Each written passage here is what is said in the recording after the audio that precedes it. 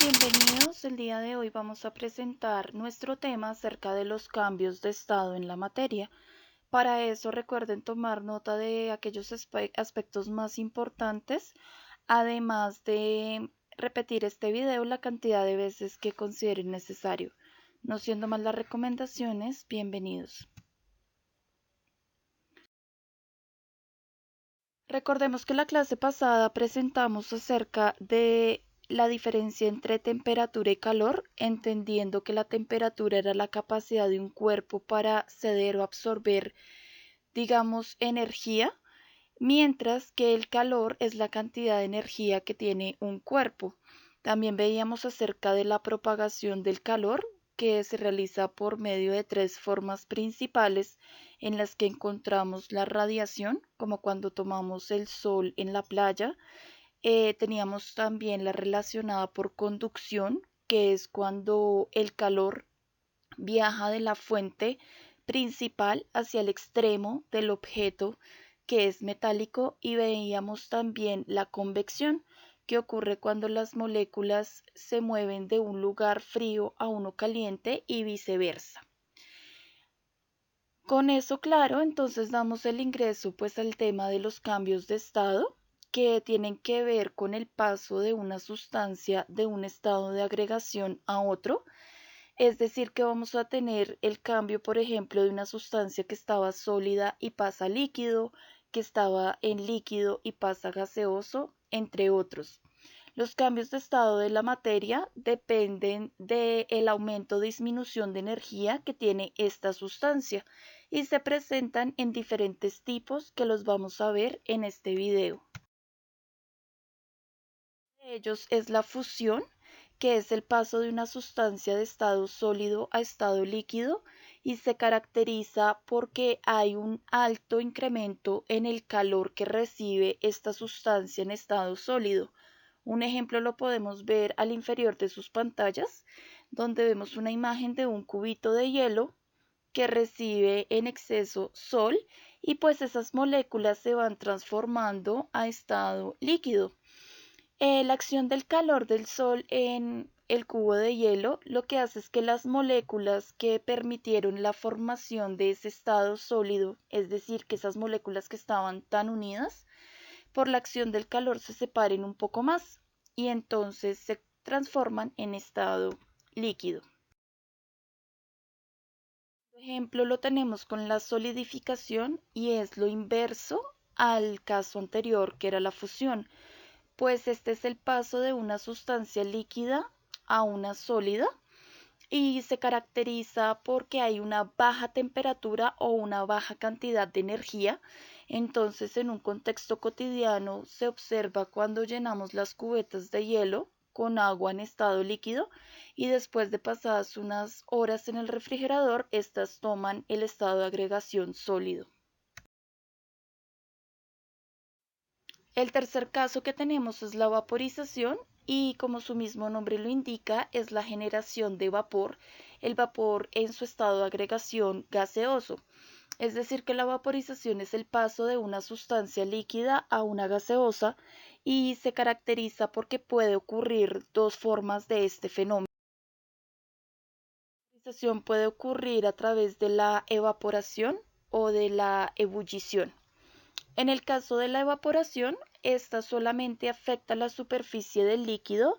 y no tiene ningún cambio en la temperatura, generalmente ocurre a temperatura ambiente.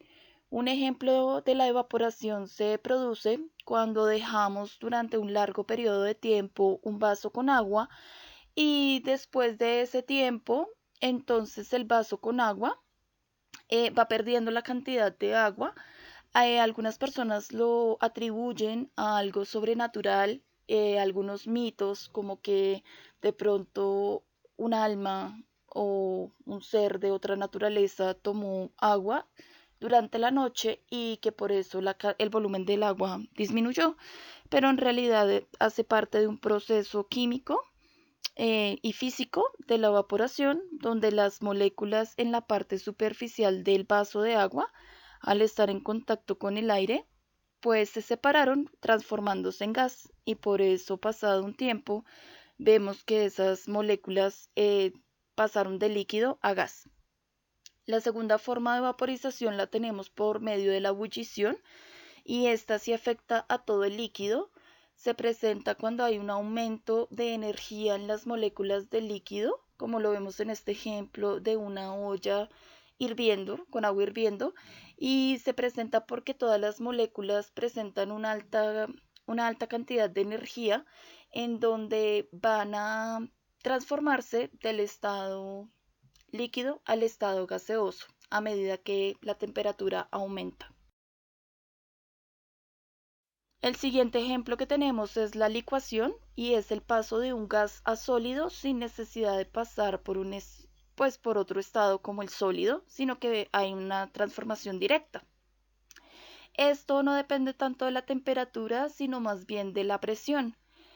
Algunos ejemplos de licuación lo podemos encontrar en las pipetas de gas, donde al ejercer una fuerte presión sobre las moléculas del gas natural, se logran contener en esos recipientes metálicos, de tal manera que se utilizan en los hogares que no tienen la tubería para el gas natural. Entonces se condensan en esas pipetas de gas, se almacenan y dada esa presión, el gas queda transformado en líquido. Otra forma en que tenemos la licuación ocurre cuando, por ejemplo, las moléculas de gas a partir de las cuales podemos generar algún tipo de fuego con acción del calor, entonces por presión las hemos sujetado y hemos hecho que ellas se contengan en algún recipiente, como en el caso de los encendedores. Sin embargo, cuando abrimos la llave del encendedor, notamos que éstas estaban en su estado natural cuando quedan libres en el ambiente, que es en forma de gas.